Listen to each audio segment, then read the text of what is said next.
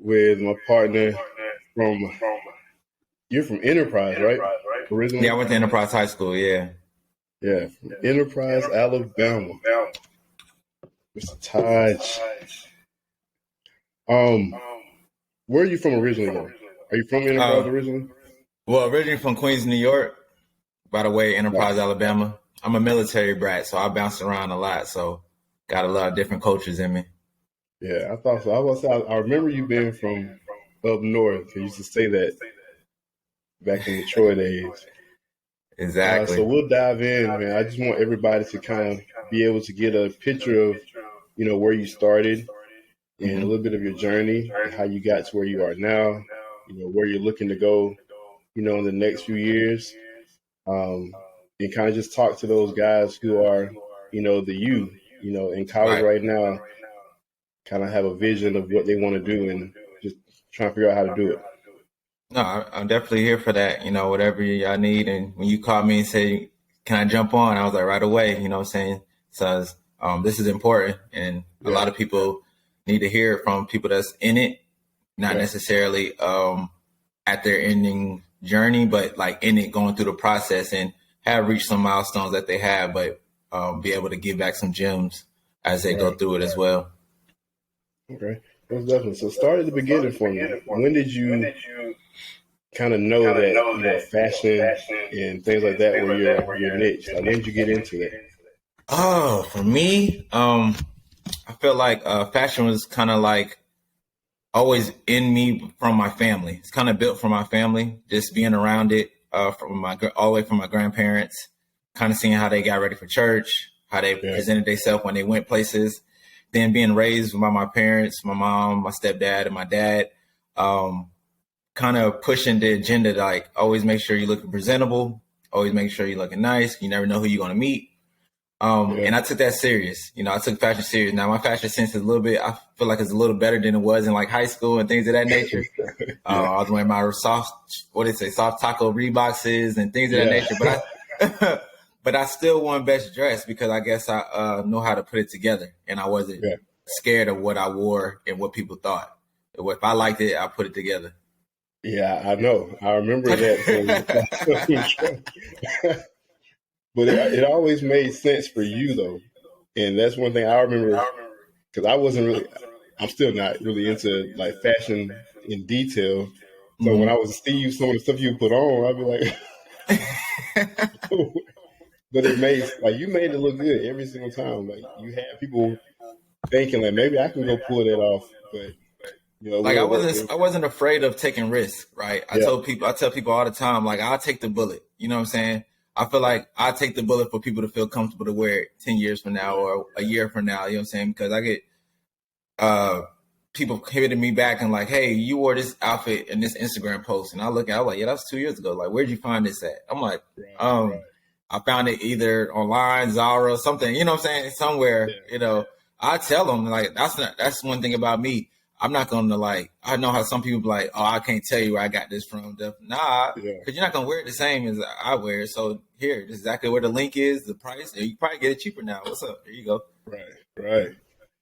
So when you were in high school, did you have kind of an idea that you wanted to do something on your own, like No, and design? in high school I thought I was going to be an NBA player. That was Yeah, cut short. So after my dreams of the NBA was cut, because I mean I was good. I can hoop a little bit, you know what I'm saying. yeah, But I know I wasn't there to the caliber I needed to be or the dedication I needed to put towards to trying to make it there. So I kind of went to the education route, just kind of make sure I get my college degree and find my 9 to 5 job, become corporate. right, Like, right, we're kind of built to, I guess, mold ourselves to, which is not always the best way, but, some people it works for them. But right. I never knew I wanted to start my own company or anything of that nature. Definitely not in high school. In high school, I wanted to be an architect. So, Okay. and I'm not doing nothing in that realm at all. But that's where my vision was for myself as being an architect. Okay. And so, was it sometime during college that this idea came about, or was it after you graduated? So in college, I always knew from even growing up, I always kind of knew that I was put on this earth to do something different. When everybody always asked me to like describe yourself in one word, every word I would say unique. It's unique with anything I do, whether that's, how I present myself, how I dress, how I conduct conversations, I always think outside of the box, and I always it's true to myself. I never switch up. But the idea of kind of creating my company or doing something within fashion kind of came after college. I was working in IT. I was working as an application analyst, and I was just testing with things. And then one day I seen Pharrell. Shout out to Pharrell. I think his birthday was yesterday, matter of fact. But I seen Pharrell wear a fedora hat with like it was kind of the big bursting bear fedora hats, like the Forest Bear hat. And I was like, yo, that's hard because that's different. I never seen nobody like, I've seen the hats before because my grandparents wore them all the time, but I never seen it how he was wearing it. So I took that concept and kind of like adapted it into my everyday palette. I mean, of course, I didn't get the big old hat. I got like a little smaller hat that I had at the store that I used to manage called Stepping Style in Troy, Alabama. Shout out to Vinny and Willie. And Sanjay and the whole thing. They get everybody on. They still there too, going crazy. But they had Stacey Adam fedoras in the back, and I was just like, I'm gonna add this to my style palette, and I'm gonna incorporate this into my style because I like how Pharrell did it.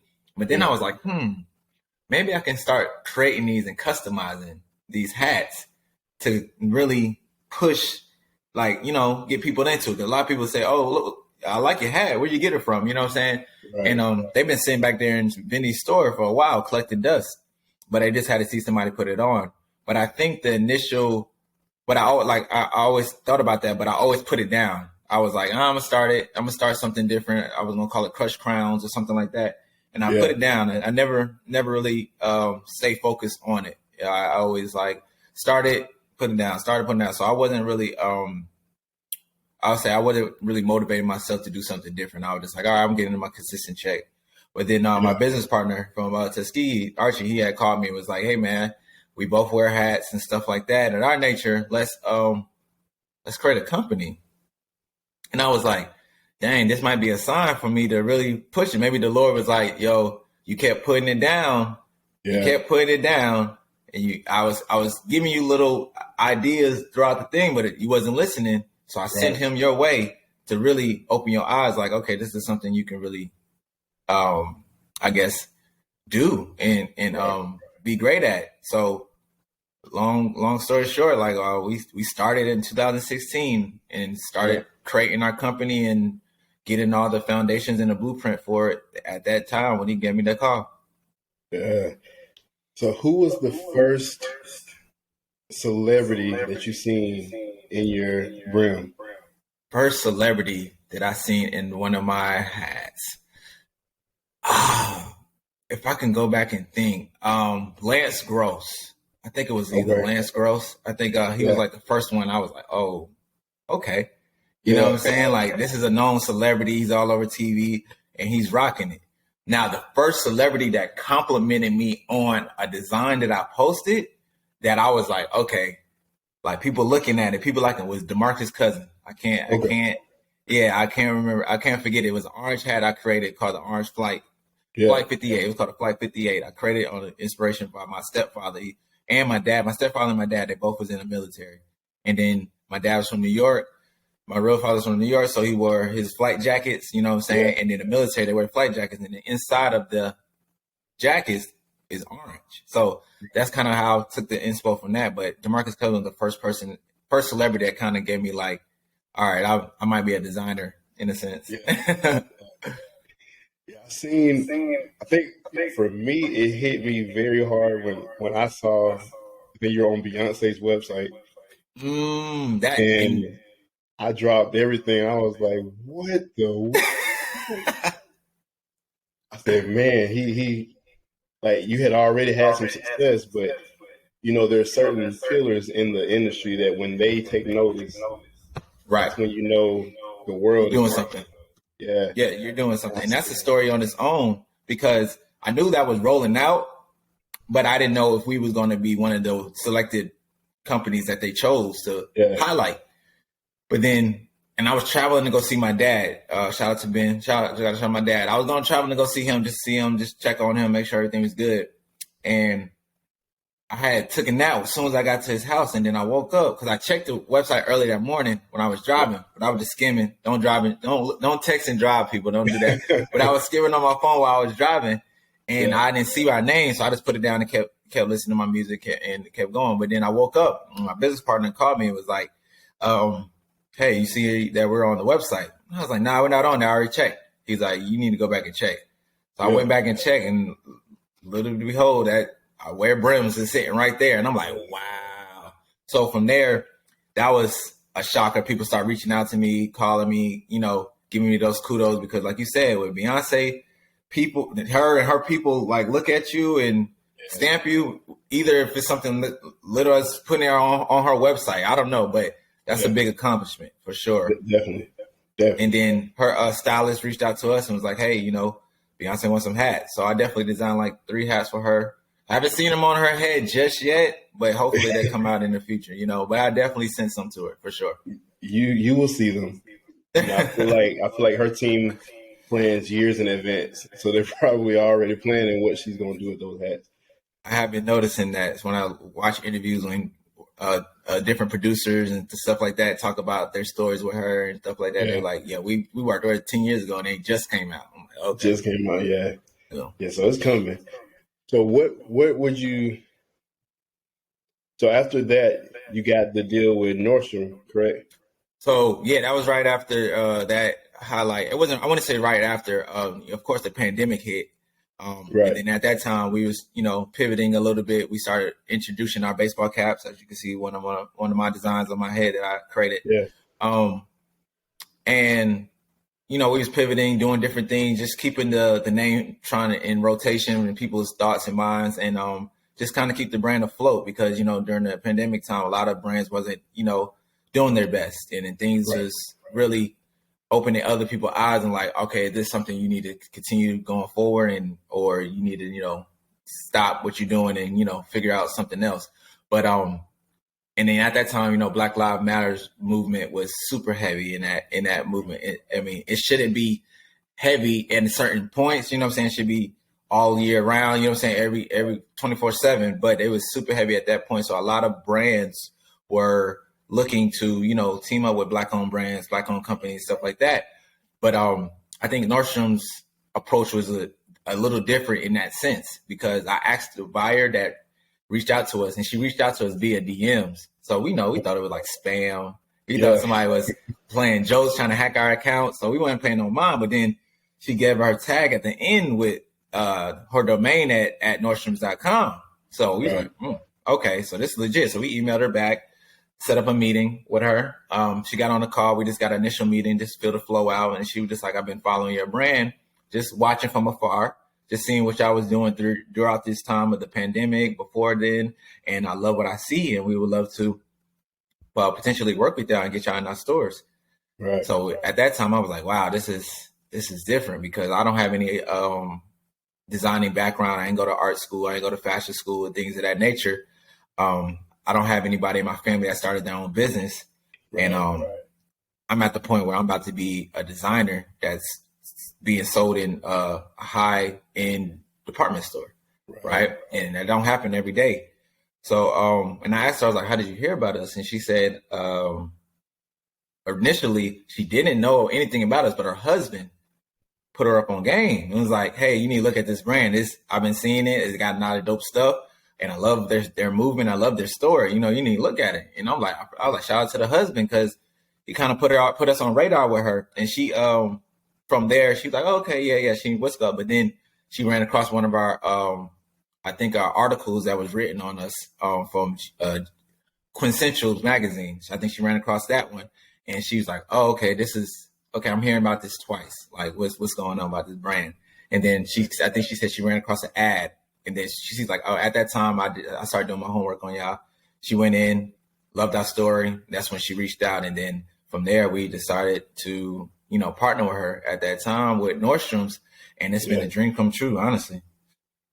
How's that going? I actually that partnership is amazing. Nordstrom partnership is amazing. They always been great with our development of our company. They wanted to see us grow. Of course, inside of Nordstrom, we're doing well with them. Our hats are selling. So they seen the potential in us, and they see the growth of where Brims could be. But some things got to be make sure it's in line before those things take off. Right. So that a lot of stuff you just said is, I think, important for listeners to understand, as far as just the way you post and the way you present yourself and the way you continue, to create and keep pushing, because you never know who's watching. Never know who's going to see it, and they may not just see it one time. They may need to see it multiple times. So you can't just post and think, okay, well, it didn't work, so I need to go on to something else. To keep posting, to keep, doing the interviews and getting your story out there. Because like you said, she's seen you on 3 different platforms. Right. So now it makes her think like, well, this is something I need to get involved in. Exactly.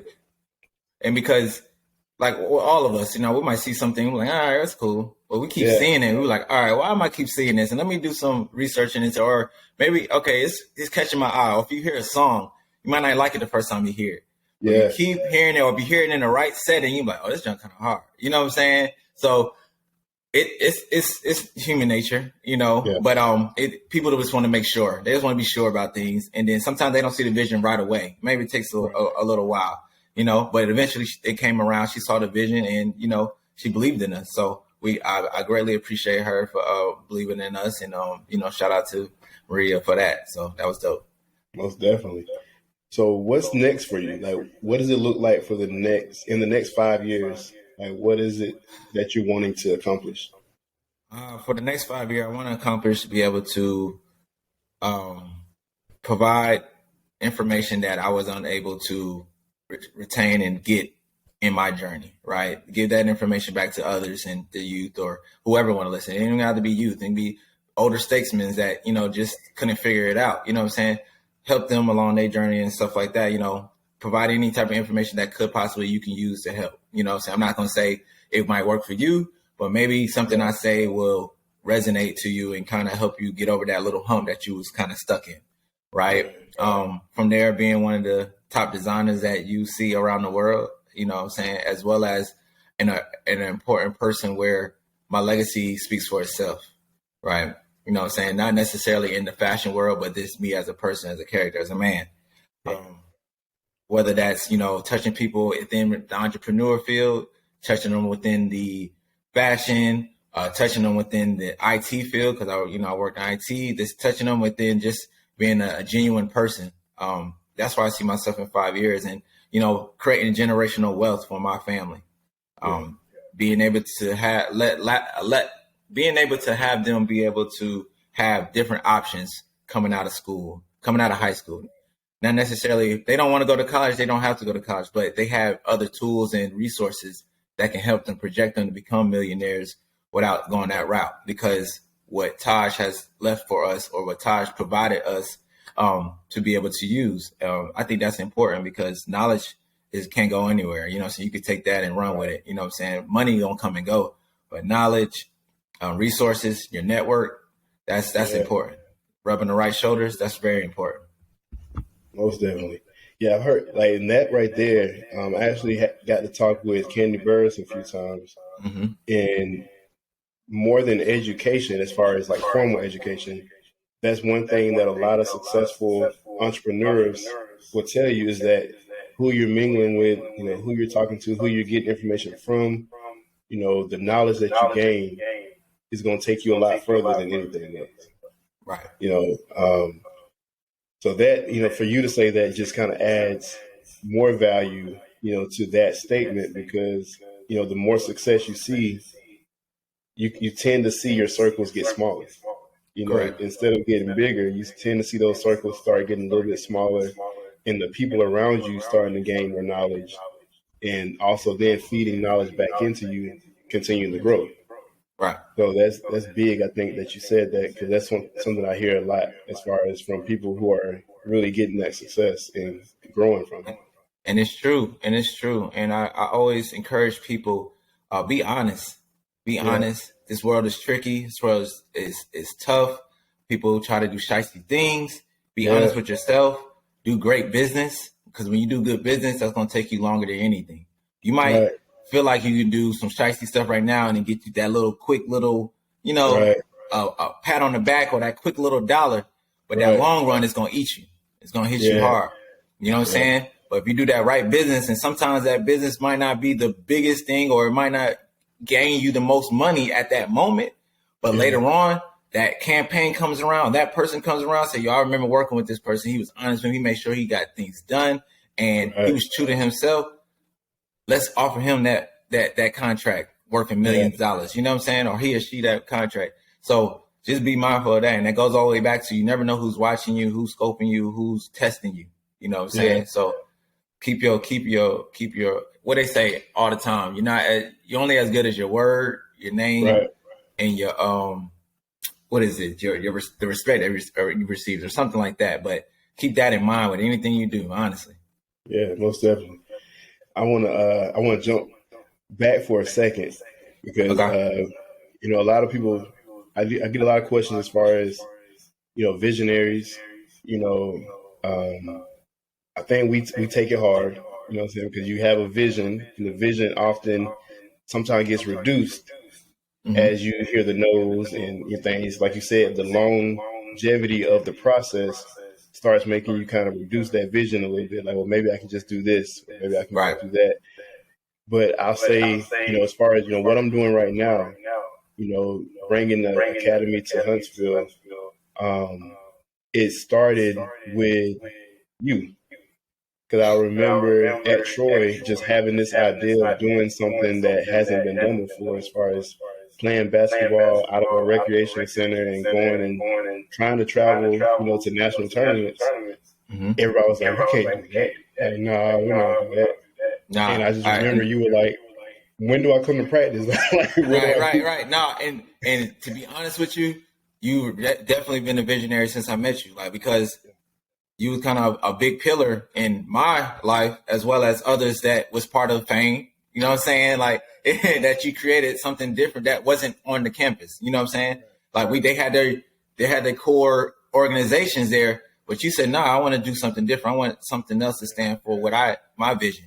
And I applaud you on that, big bro. So, you know what I'm saying? Because that was different. That opened my eyes to like showing that a little bit of entrepreneurship, like, you know what I'm saying? Or in a boss as well as like, I want to create something different. And then, of course you incorporate in basketball, and I'm a hooper, you know what I'm saying? So it all aligned for me, but just watching from afar at first and then coming inside and kind of getting a closer look, I applaud you every day for that. You know what I'm saying? That's why whenever you call, I got you. That's easy because, you're part of my life story as well.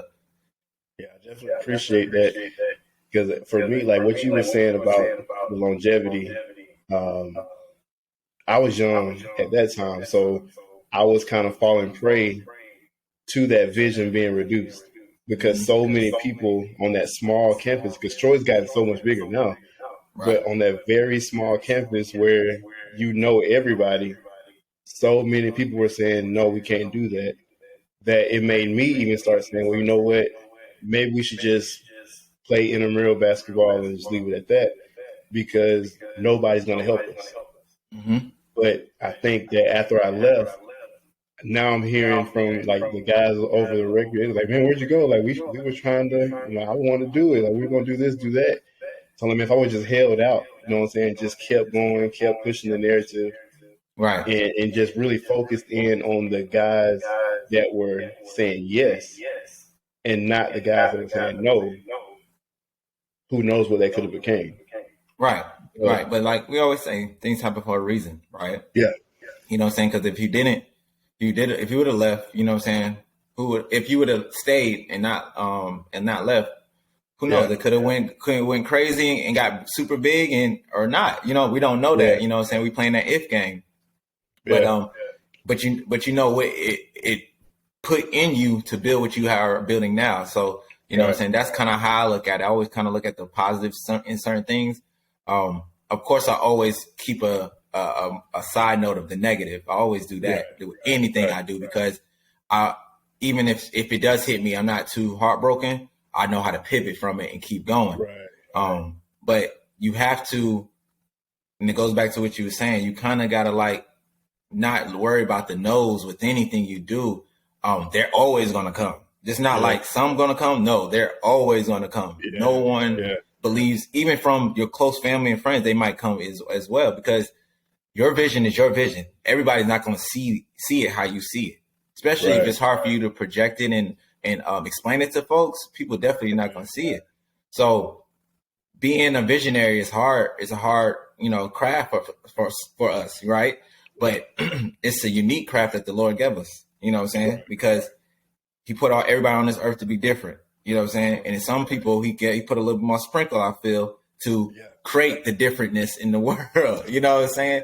And I feel like that's what we have, and no one can take that from us because it's in us. You know what I'm saying? That's one thing no one can take from us. And I feel like people that don't have it try to take it from you because they're, you know what I'm saying? Because they feel like they might be jealous, or they don't think that way. So they downplay it, because in the back of their head, they're like, I never thought of that, but since I never thought of it, I don't think it can work, but it possibly can work. Right.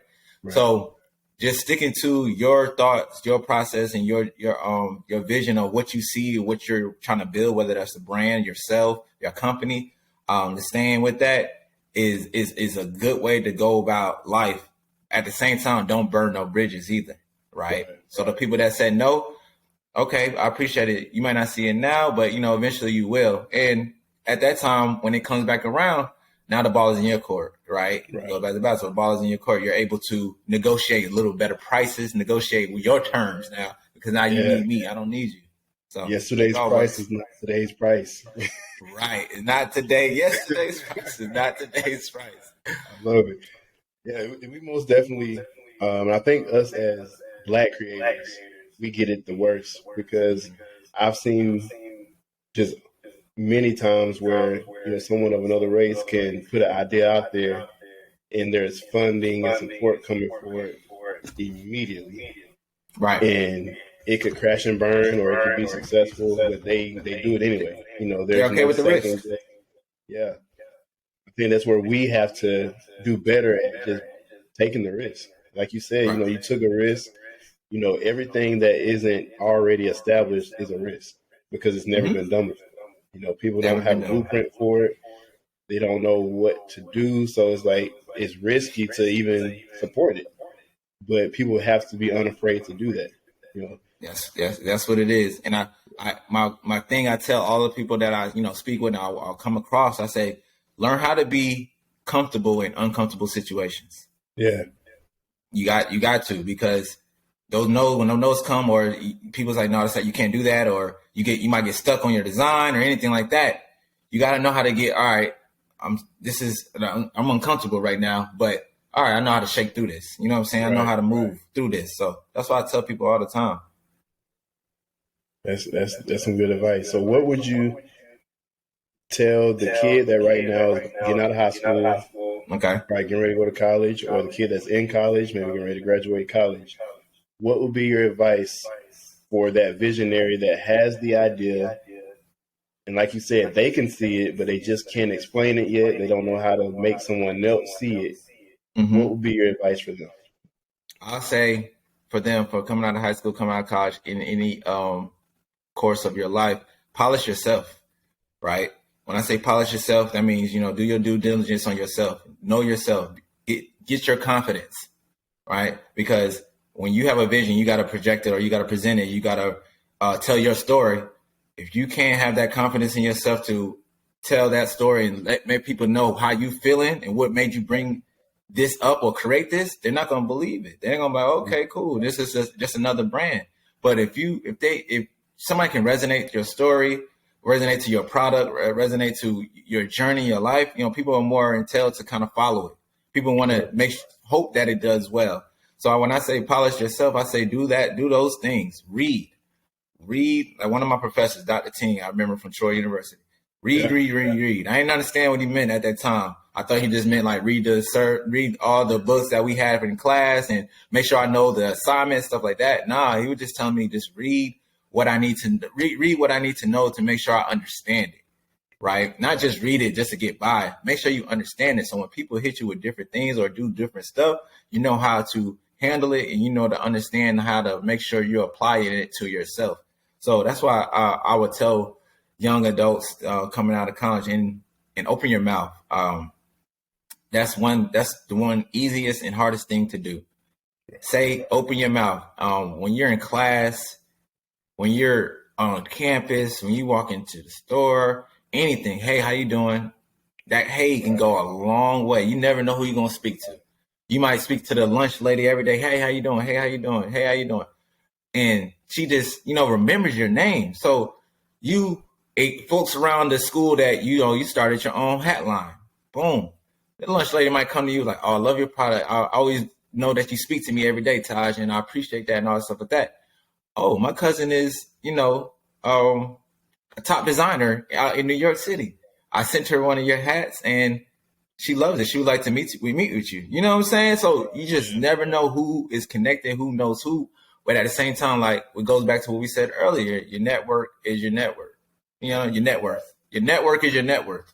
You know what I'm saying? Like you never know who you know what I'm saying? And I'm not saying like always just go, hey, I'm this, hey, I'm this. And they're like, nah, just, hey, how you doing? Present yourself in a well manner, have your confidence and keep it pushing. Of course, every encounter is not going to be the same. It's going to be some people that you ain't going to feel. Simple as that. But you know what I'm saying? You can do that in a respectful way. You know what I'm saying? Like, how you doing? Cool. And I'm going to keep it pushing.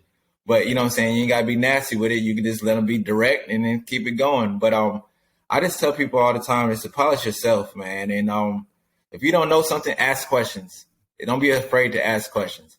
I speak to a school the other day, and one kid stood out to me because he was asking all the questions. Right. And people are always like, oh, and he even said to me after, he's like, a lot of people say when you ask questions, you don't because you don't know nothing, because that's why you're asking all the questions. I said, no, you're the smartest one because you're trying to learn, you're trying to broaden your knowledge. You know what I'm saying? And when you ask the question, that's probably a question they was thinking of. They just didn't know how to ask. But now I remember you. I don't remember them. You know what I'm saying? So I just tell to open your mouth and to speak up, and don't be afraid to ask questions and learn. You know what I'm saying? And to believe in yourself. Believe in yourself. Absolutely. Absolutely.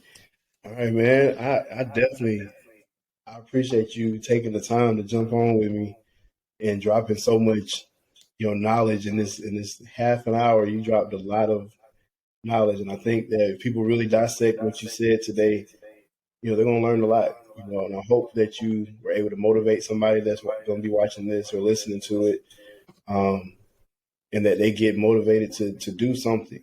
To be different, like you said, to be themselves. To speak up and take the risk. That's what I hope they get from this, is just being able to take that risk, because clearly it worked for you. No, it took a lot. It took a lot from y'all, different people coming in my life. So you, Nicole, this coming in. I'm for real. Like even Willie, Stepping Style, Vinny, y'all pushed me to get out of my shell, right? Yeah. You know what I'm saying? Because when y'all first met me, I'm still like this, but I'm quiet. I stick to. You know what I'm saying? Like, if I know you, I'm rocking with you, and that's it. You know what I'm saying? I'm not trying to meet no new friends and no what's it like that. So y'all kind of helped me get myself out of that shell. Little did y'all know. You know what I'm saying? So I appreciate y'all for that, for sure.